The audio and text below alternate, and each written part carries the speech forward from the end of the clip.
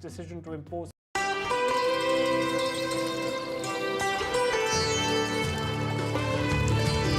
Sometimes it's the little things that remind us of them.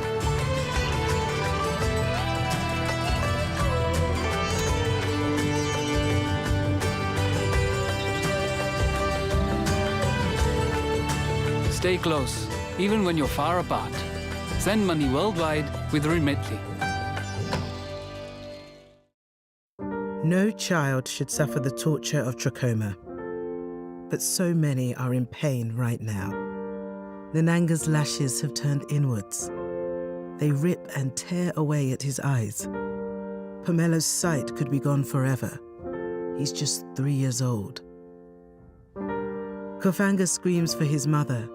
His eyes are so infected that he can't even see her. For so many children in the world's poorest countries, trachoma is torture.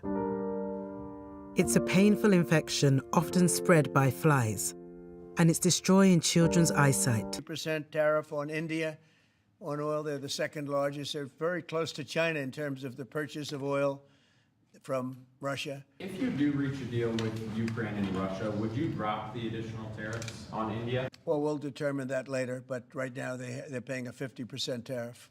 Okay. Indian officials have said that there are other countries that are buying Russian oil. It's okay. Like China, for instance, It's buys okay. more. Yeah. Why are you singling India out for these additional sanctions? It's only been 8 hours, so let's see what happens over the next. Yeah, you're going to see a lot more. So this is a taste of You're going to see a lot more. You're going to see so much secondary sanctions. Trump has also suggested that China could be the next target of steep new tariffs similar to those just imposed on India. Now, while China has been given the 90-day window when asked whether Beijing could face penalties for importing Russian oil, Trump said, and I quote here, "Could happen, depends on how we do it." Now, he warned reporters to expect a lot more secondary sanctions aimed at pressuring countries that continue energy trade with Russia. Meanwhile, China was not named in the executive order that doubled tariffs on Indian goods. The Treasury has already cautioned Beijing about possible economic consequences. Trump's comments further raise the stakes for the US-China trade ties, with fresh tariffs and sanctions once again looming large. Here's more. China is facing potential secondary sanctions for Yeah. Russian oil. Them having that tariff or sanction rather or not hinges on what going forward? It may happen. I mean, I don't know. I can't tell you yet, but we did it with India. We're doing it probably with a couple of others. One of them could be China. Shifting our focus to the Far East, where National Security Advisor Ajit Doval is in fact in Moscow to discuss India-Russia defense and security cooperation, as well as India's purchases of Russian oil. Reports suggest Doval is also likely to meet Russian President Vladimir Putin. Staying with Russia, Trump also plans to meet Russian President Putin as early as next week and follow it up with a three-way meeting that in fact includes Ukrainian President Volodymyr Zelensky as well. Now, without any European leaders present, mind you. Now, the planned meetings came to light during a phone call Trump held on Wednesday with several European leaders. He reportedly told leaders that he plans to meet Putin soon and hopes to bring Zelensky into a follow-up meeting shortly after. Meanwhile, listen into what the US president had to say. Well, there's a very good prospect that they will. And we haven't determined where, but we had some very good talks with President Putin today. And there's a very good chance that we could be ending the round, ending the end of that road. That road was long and continues to be long, but there's a good chance that there will be a meeting very soon. Against the backdrop of growing uncertainty in India-US ties, PM Modi is expected to reach out to East Asia in the coming weeks. The Prime Minister will visit China for the first time in over 6 years, in a further sign of a diplomatic thaw with Beijing as tensions with the United States are on the rise.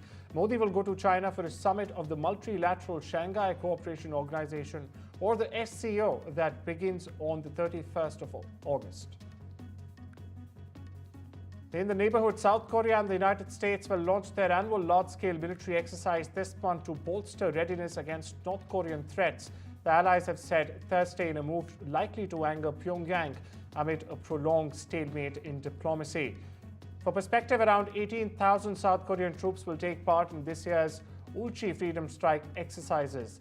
The American forces in Korea did not disclose the number of participating U.S. troops.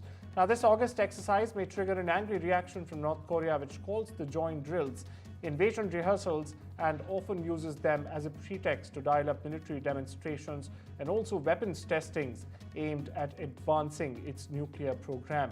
Now, doubling down on its nuclear ambitions, North Korea has clearly repeatedly rejected Washington and Seoul's calls to resume diplomacy aimed at widening down its weapons program, which, by the way, for perspective, derailed all the way back in 2019.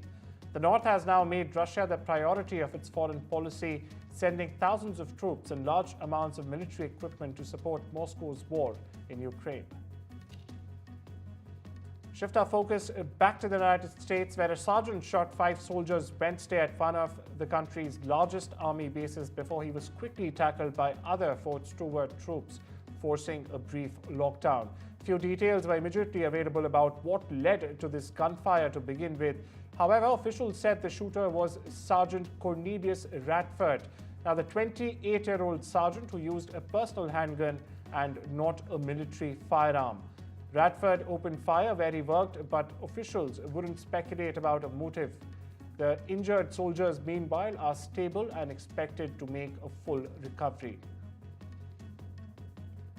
Over in Washington, Trump says he's considering ways for the federal government to seize control of Washington. Now, he says crime is ridiculous and the city is quote-unquote unsafe.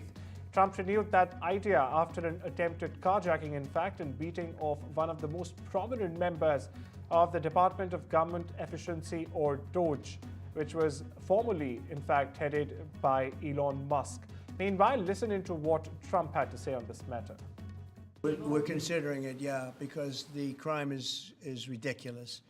I could show you a chart comparing D.C. to other locations, and you're not going to want to see what it looks like. It was just up on television, actually, they were showing it.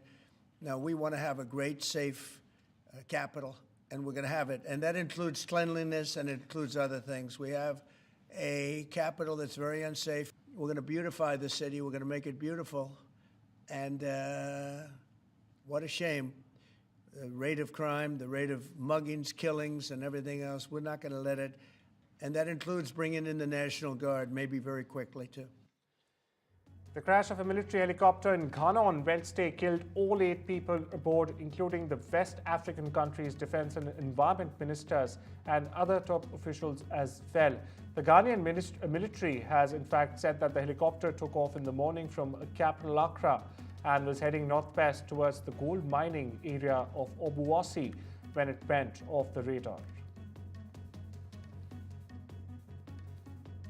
Over in Europe, a wildfire larger than the size of Paris has engulfed southern France's Aude region, killing 1 and injuring at least 13 others.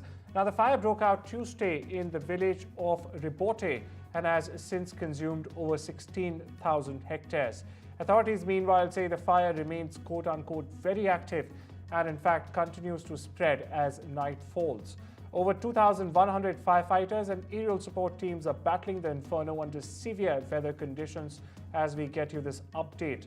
Now, the affected region, known for its wineries and rural landscape, is grappling with a disaster described by French Prime Minister François Bayrou as unprecedented. Parts of the Great Barrier Reef have suffered the largest annual decline in coral cover since records began nearly 40 years ago. Northern and southern branches of the sprawling Australian reef both suffered their most widespread coral bleaching, the Australian Institute of Marine Science has found. Reefs have been battered in recent months by tropical cyclones and also outbreaks of a crown of thorns starfish that feast on corals. But heat stress driven by climate change is the predominant reason, the university has said. Meanwhile, the study has also warned that habitats may reach a tipping point where the coral cannot recover fast enough between catastrophic events and faces a volatile future.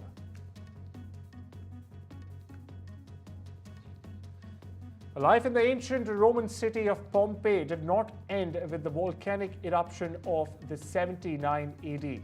New data and traces uncovered during the restoration work on the Insula Meridionalis, the southern district of Pompeii center, shows that the city was reoccupied after the eruption, presumably by survivors who returned and by people coming in from other places as well.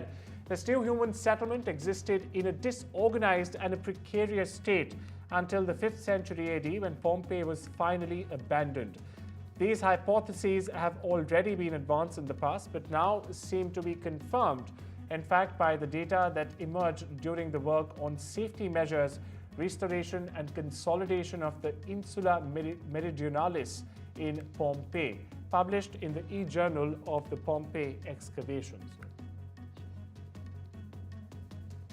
As time we step into a short break, there's much more lined up on the other side. Stay tuned.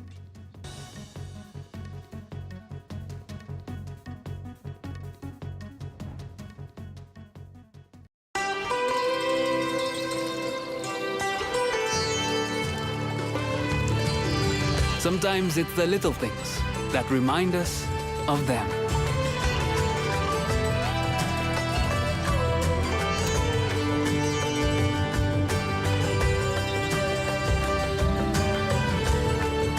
Stay close, even when you're far apart.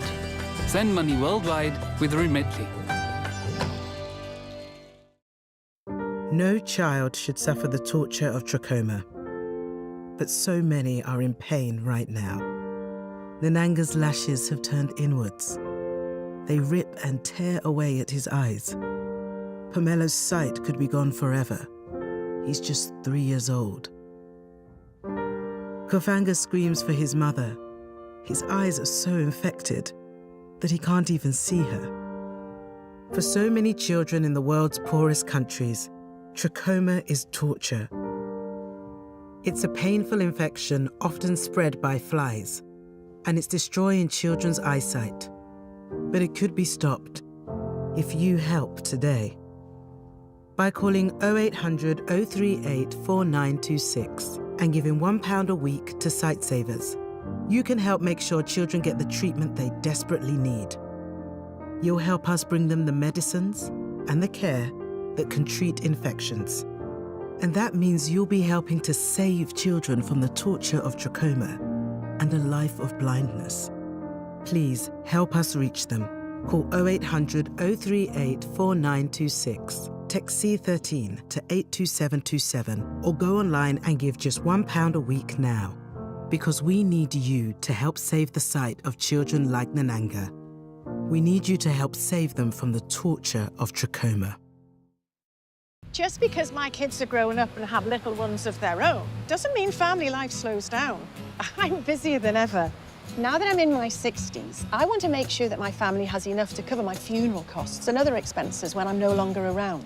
That's why I decided to learn more about over 50s life insurance from Cover Today. They're the only over 50s life insurer with no waiting period. Unlike other insurers who could make you wait up to 2 years, with Cover Today, you're fully covered from day one, and you're covered for the whole of your life. Plus, unlike other things in life, the price never goes up. Learning more couldn't be simpler. Go online or talk to their friendly UK team in just one phone call. Cover Today are the only over 50s life insurer with no waiting period and no annoying trips to the doctors either.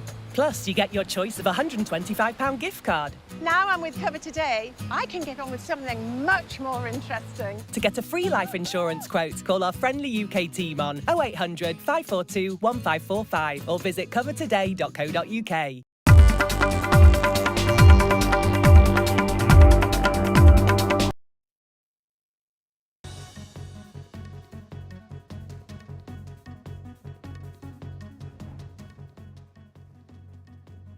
Welcome back. You're watching The World Report. And now we shift our focus to the world of business, where Apple will invest an additional $100 billion in US manufacturing, Donald Trump has announced alongside the tech giant's CEO Tim Cook. Now, the latest corporate move, rather, to placate Washington in the face of tariff threats, follows Apple's $500 billion pledge just earlier this year when Trump came into power. Meanwhile, listen to Trump and Tim Cook, followed by a report. Today, Apple is announcing that it will invest $600 billion, that's with a B, in the United States over the next 4 years. That's $100 billion more than they were originally going to invest. And this is the largest investment Apple has ever made in America and anywhere else. And it's just an honor to have you. As you know, Apple's been an investor in other countries a little bit. I won't say which ones, but a couple. And they're coming home. $600 billion. It's the biggest there is. The company is also unveiling its ambitious new American manufacturing program, which will bring factories and assembly lines across our country all roaring to life.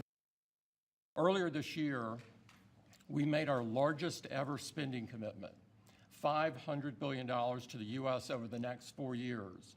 That's already yielding results. Earlier this year, we broke ground on a new factory in Houston to make advanced AI servers. And just last month, the very first test unit rolled off that factory's line, proudly made in America. President Trump shared some kind words about that work, but he also asked us to think about what more we could commit to doing. And Mr. President, we took that challenge very seriously. I'm glad to be here with you today, and I'm very proud to say that today we're committing an additional $100 billion to the United States, bringing our total U.S. investment to $600 billion over the next 4 years. Meanwhile, NDTV correspondent Tony Waterman gets you the latest from Ground Zero, Washington. Take a look. During a press event with Apple CEO Tim Cook in the White House Oval Office. Cook was there to announce that the tech giant is upping its manufacturing investment in the U.S. to $600 billion. Some of that money going towards opening a factory in Texas. Apple is also launching a new program to bring more of its supply chain and advanced manufacturing to the United States. But Apple came up short on one big demand from the president. He really wants Apple to start making its iPhones in the United States, something that Apple is not quite committed to yet. And for now, it seems that it will continue to manufacture its iPhones in India, China, and Vietnam. This investment in the U.S. seems more about avoiding Trump's tariffs as much as possible and also about getting on Trump's good side. Tony Waterman, NDTV, Washington. And days after the United States slapped Canada with 35% tariffs, raising it from the previous 25%, Canadian Prime Minister Mark Carney on Tuesday said that he will in fact speak with US President Donald Trump when it makes sense, in his words. Now, the increased tariff, which the White House said was the result of Canada's continued inaction and retaliation, comes after Trump told reporters that Mark Carney in fact reached out ahead of an August 1st tariff deadline. However, no conversation between the two took place. Meanwhile, my colleague Maha Siddiqui gets you the latest from Vancouver in Canada. A 35% tariff is in effect for the Canadian market as well from the Trump administration side. However, the Canadian Prime Minister Mark Carney is in no rush to seal a trade deal with the United States. The belief is that a no deal is better than a bad deal for Canada. And here's why. The 35% tariff will apply only to non-CUSMA compliant goods. CUSMA is the trade agreement rather, between US, Canada and Mexico. As per Canadian estimates, nearly 90% of their goods that are exported to the United States are compliant with CUSMA. That leaves around 10% goods, and experts believe that they can be made CUSMA compliant as well. There are three major sectors that have been hit by the Trump tariffs. Those are aluminum and steel, where there is a tariff of 50%, the automobile industry, a tariff of 25%, the energy sector with a tariff of 10%, and lumber as well, which impacts a province like British Columbia. Now, Prime Minister Mark Carney was in British Columbia recently, and he also went to Kelowna, which is the hub of the lumber industry, and has announced a support package for the lumber industry. So that really is the plan of the Canadian government, to provide support to these industries where there could be potential job losses because of the tariff and which could suffer because of the Trump administration's decision. They're also trying to bring down interprovincial barriers that will enhance the trade between east to west, that is within the provinces in Canada, and reduce its dependence on north-south trade between Canada and the United States. It's also looking at diversifying its export markets and, in the meanwhile, providing support to the industry that are impacted at the moment. In Vancouver, this is Maha Siddiqui for NDTV. Some technology news where Instagram has rolled out a wave of new features worldwide, and many of them, mind you, are drawing comparisons to rival apps like the TikToks and the Snapchats. Now, among these updates are the Instagram map, reposts, and a new Friends tab in the Reels section. But not everyone is impressed by this array of changes Instagram has just made. Critics on social media are accusing the platform of simply copying TikTok's playbook. One of the standout additions, mind you, the new Instagram map closely mirrors Snapchat's Snap Map. However, there are some notable differences in how it works by letting its users share their current location and also discover content based on where they are. In the world of sports, South Korean forward Song Heung-min said he is here to win after he joined the Los Angeles FC for a record Major League Soccer transfer fee, ending a decade-long stint at UK's Tottenham Hotspurs. Now, Son was introduced at LAFC's BMO Stadium on Wednesday, where he was greeted by Los Angeles Mayor Karen Bass and city officials amid chants and drumming from supporters group 3252. Meanwhile, financial details of the transfer have not been disclosed either by the club, but The Athletic reported that LAFC paid a whopping fee in the region of around $26.5 million for the 33-year-old. Son revealed LAFC was not his initial preference, but credited the club's co-president and general manager John Thorrington with persuading him to in fact make that multi-million-dollar switch.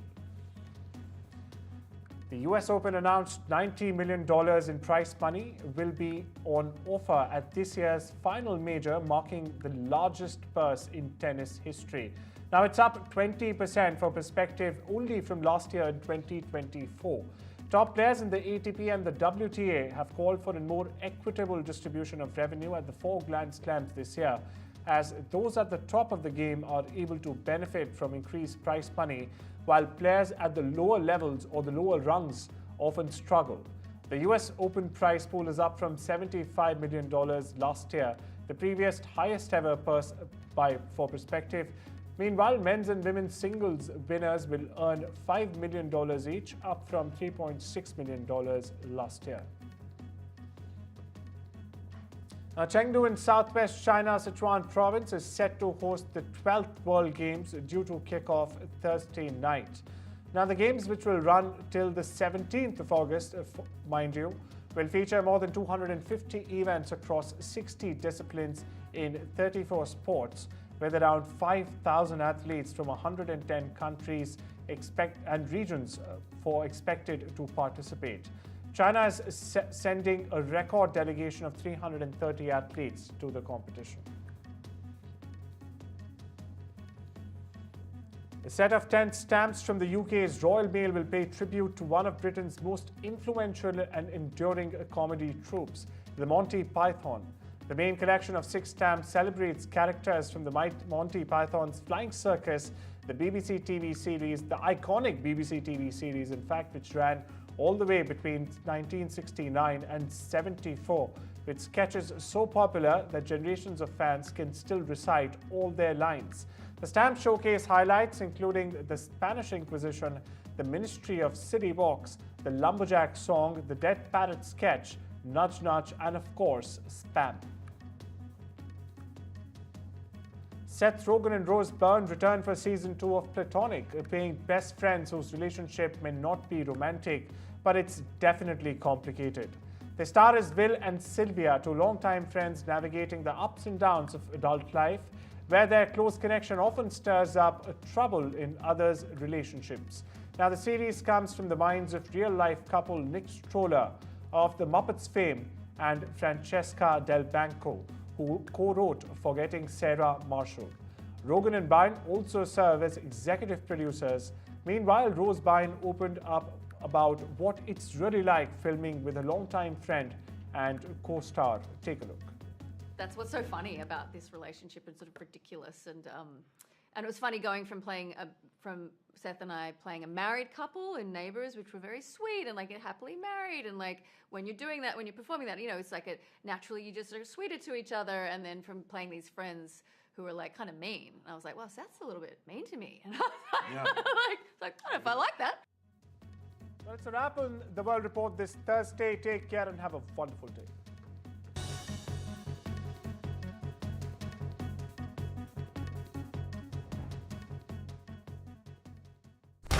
When facts are fragmented, we put the pieces together.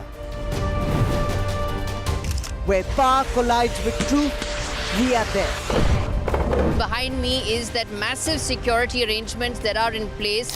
Behind fractured boundaries, we clear the fog of war. Fault Lines with Gauri Dwivedi, only on NDTV World.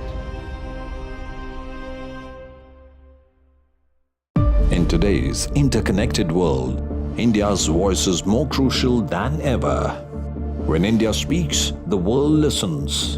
At NDTV World, we are that voice, bringing you intelligent and insightful news from India and beyond. From geopolitics and diplomacy to economic shifts, migrations, tech disruptions, and the stories of our diaspora. We cover the news that shapes our global future. NDTV World, your new home for global news is here. From interesting tech startups to industry-leading companies, politics, sports, culture, curry, cricket. Oh, there's so much to talk about. Like me, if you too thrive on interesting conversations, this is a show you cannot miss. Watch this space to know more about all matters and all people that make Britain what it is today. Out of Britain, with me, Radhika Iyer.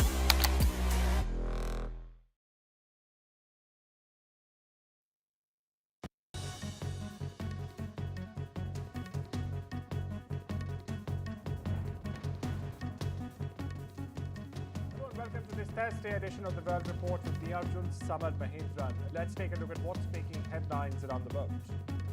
It's past midnight in Washington, but it may be a stormy morning for global trade. US President Donald Trump's tariffs have kicked in. Marking the occasion with late-night post on Truth Social, Trump declared that billions of dollars would in fact start flowing into the United States from countries that, in his view here, have long taken economic advantage of Washington. Now, the new tariffs announced under the executive order titled Further Modifying the Reciprocal Tariff Rates impact nearly 70 countries. Now, tariff rate ranges from 10% all the way to 40%. US President Donald Trump has issued an executive order imposing an additional 25% tariff on goods from India. Now, this comes days after he issued a threat to New Delhi over its purchase of oil from Russia. Indian goods will now face tariffs up to 50% after Trump's latest move. The White House, meanwhile, said the decision is aimed at strengthening measures taken to undo earlier sanctions against Russia following its actions in Ukraine. The US president had announced a 25% tariff on India last week. Now, in a sharp rebuke to Trump, PM Modi stressed that India will never compromise with the interests of its farmers as well as its fishermen. Now, the PM's remark come after the MEA also condemned the United States' decision to impose additional tariffs, calling the move unfair, unjustified and unreasonable. Listen into what PM Modi and Trump had to say. साथियों, हमारे लिए अपने किसानों का हित सर्वोच्च प्राथमिकता है।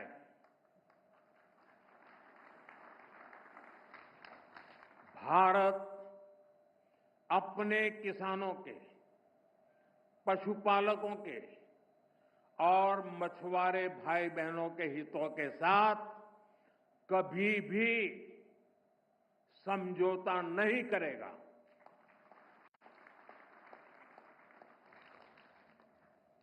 और मैं जानता हूं व्यक्तिगत रूप से मुझे बहुत बड़ी कीमत चुकानी पड़ेगी, लेकिन मैं इसके लिए तैयार हूं। मेरे देश के किसानों के लिए, मेरे देश के मछुआरों के लिए, मेरे देश के पशुपालकों के लिए आज भारत तैयार है।